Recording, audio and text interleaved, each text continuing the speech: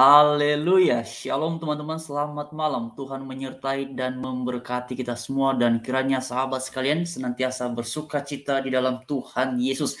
Nah, pada sesi kali ini kita akan membahas sedikit mengenai politik ya, karena ini juga menarik sekali.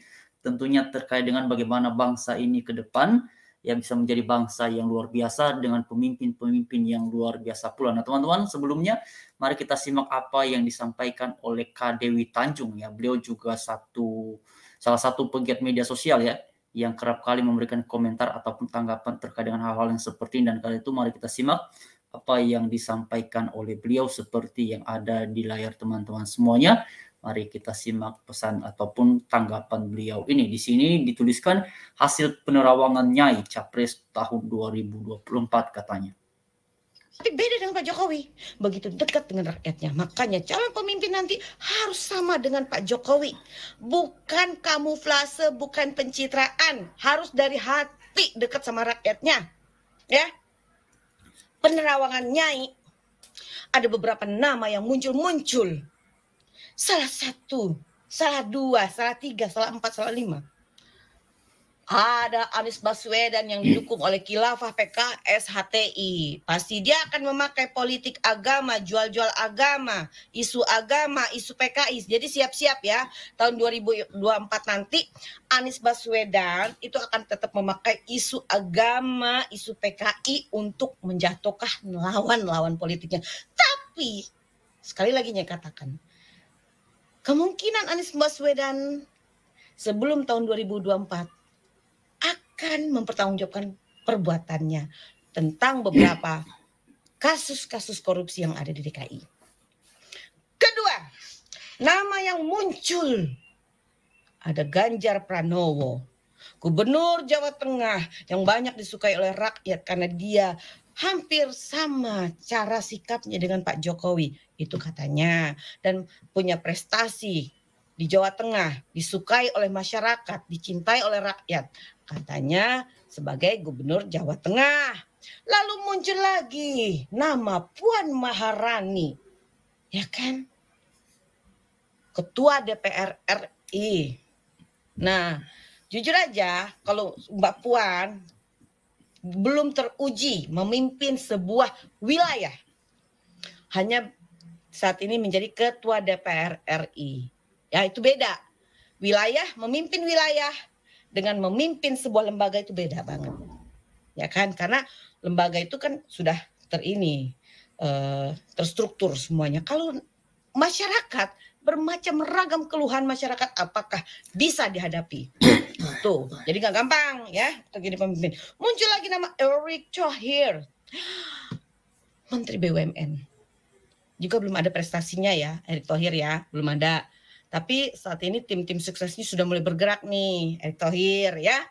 Ya biasalah, kalau menjelang-menjelang gini kan semua pada baik, sekali lagi. Lalu muncul lagi nama Ketum Ingusan, AHY. Itu kan karena memang si Pepo ya, udah galau pengen anaknya menjadi wakil presiden atau presiden. Tapi sekali lagi itu nggak masuk hitungan lah sebenarnya itu. Lalu muncul lagi namanya Muldoko, Ketua KSP, itu juga belum, mantan Panglima TNI juga belum lihat aura-aura kepemimpinan di muka-muka mereka. Karena apa? Yang digantikan ini adalah sosok rakyat yang merakyat sekali, susah. Ya. Jadi tetap di hatinya ini satu nama ini masih muncul. Masih ada di hatinya. Gitu loh. Ya, jujur aja, Nyai ini kan berjuang untuk negara, untuk rakyat. Ya, tentunya akan membela kepentingan rakyat dan negara. Makanya Nyai menghimbau kepada teman-teman saudaranya semuanya, cerdaslah dalam memilih calon pemimpin dan presiden. Karena beberapa nama yang Nyai sebut ini ya belum teruji kinerjanya, prestasinya, visi misinya.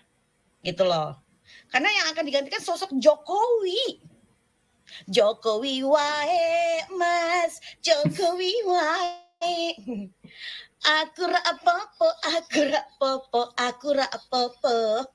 Nah itu kan agak berat. Karena yang digantikan sosok Jokowi, bukan kalau dulu yang digantikan model-modelnya si rezim gagal SBY sih masih banyak calon-calon yang gaya-gaya elitis ya kan, yang nggak mau capek, yang hanya bisa nunjuk-nunjuk menterinya kerja, anak buahnya kerja. Tapi yang kayak Pak Jokowi ini langka. Nyari pemimpin seperti Pak Jokowi ini langka. Oke, nah itu dia teman-teman tanggapan ataupun komentar dari Bu Dewi Tanjung. Tadi beliau menyebutkan beberapa nama ya, dan beliau juga berbicara tentang Anies Baswedan ya. Saya pikir apa yang disampaikan oleh beliau tentang Anies Baswedan dan beberapa tokoh lainnya ini ya kita kembalikanlah kepada Kak Dewi Tanjung mengenai hal yang seperti itu. Karena pada sesi ini saya hanya melihatnya sebagai informasi saja yang pada akhirnya ya kembali kepada teman-teman ataupun kita sebagai rakyat Indonesia mau percaya ucapannya siapa, mau memilih pemimpin yang seperti apa ya kembali kepada kita masing-masing. Yang penting mari kalau saya secara pribadi melihatnya ya memilih pemimpin yang tentunya cinta bangsa Indonesia dan dengan cara-cara yang jujur. Kalau tadi Kak Dewi Tanjung mengomentari terkait dengan Anies Baswedan ya silakanlah itu urusannya beliau dengan Anies Baswedan. Ya saya hanya melihatnya informasi saja. Jadi kita batasi diri kita teman-teman mengenai hal-hal yang seperti itu. Ya kita cukup dengar dan lihat itu sebagai informasi. Tapi pada akhirnya berbicara mengenai pemimpin ini, ya pemimpin bangsa Indonesia, ini memang penting sekali dan saya setuju dengan bagian pernyataan dari Kak Dewi Tanjung tadi yang menguraikan bahwa ya orang-orang yang kemudian akan menggantikan Pak Jokowi untuk meneruskan estafet yang selama ini sudah dibangun oleh Pak Jokowi dalam memimpin Indonesia, itu memang dibutuhkan pemimpin yang luar biasa tentunya setidaknya ya setara dengan kepemimpinannya Pak Jokowi. Tetapi ini memang bukan hal yang mudah, bukan hal yang gampang. Ada beberapa tokoh tadi yang sudah dibicarakan dan teman-teman tadi beliau juga berbicara mengenai siapa namanya Pak Ganjar Pranowo ya, dan Pak Ganjar Pranowo ini memang juga sudah didukung oleh beberapa orang, bahkan sekarang sudah ada ya pendukungnya teman-teman yang menamakan dirinya Ganjaris. Salah satu diantaranya yang juga memberikan dukungan adalah Deddy Siregar, ada Armando, juga ada Eko Kuntadi, dan ada beberapa orang lainnya yang memang saya lihat beberapa waktu yang lalu dalam foto itu ya menamakan diri mereka Ganjaris ya. Nah itu teman-teman, jadi pada akhirnya siapakah kira-kira yang akan kita pilih di masa tahun 2024 nanti untuk memimpin bangsa kita, bangsa Indonesia ya nanti kita akan lihat kira-kira siapa sosok ataupun tokoh yang akan ditunjuk, yang akan dituju oleh partai politik, karena pada dasarnya kan yang menentukan siapa yang akan menjadi capres ataupun cawapres ini adalah partai politik ya. Tetapi terlepas dari semuanya itu, saya sangat yakin bahwa mereka-mereka yang kemudian akan ditunjuk oleh partai politik untuk menjadi capres ataupun cawapres, ya tentunya tidak terlepas dari pertimbangan popularitas dan juga elektabilitasnya berdasarkan survei ya, yang tentu saja ini teman-teman yang punya pengaruh yang paling kuat dalam hal ini adalah rakyat Indonesia dimanapun berada, karena yang pada akhirnya ya sekalipun yang akan memberikan usulan ataupun yang akan melakukan penunjukan ini adalah partai politik siapa yang akan menjadi capres ataupun cawapres, tapi yang akan menentukannya adalah rakyat Indonesia, karena rakyat Indonesia lah yang memiliki hak suara untuk memilih siapa pemimpinnya. Tetapi teman-teman kita doakan saja yang terbaik nantinya. Yang penting supaya pada akhirnya ada satu pemimpin yang benar-benar peduli dan ya menghormati keberagaman yang ada di bangsa kita di Indonesia, dan kita lihat jejaknya ya, jejak karirnya seperti apa, bagaimana ia meraih kepemimpinan ataupun ya kekuasaan. Ya kita lihat teman-teman di era media sosial ini, saya pikir itu hal yang sangat mudah. Tapi ada beberapa poin penting memang yang saya secara pribadi perhatikan ya, ini saya terapkan untuk diri saya sendiri teman-teman sebagai indikator bahwa saya akan memilih pemimpin. Yang pertama, tentu saja kita sudah lihat ya jejaknya di media sosial ataupun selama memimpin, ya dia melakukannya dengan cara-cara yang benar, tentu saja dengan menggunakan koridor ataupun melalui jalur-jalur yang elegan sesuai dengan Pancasila.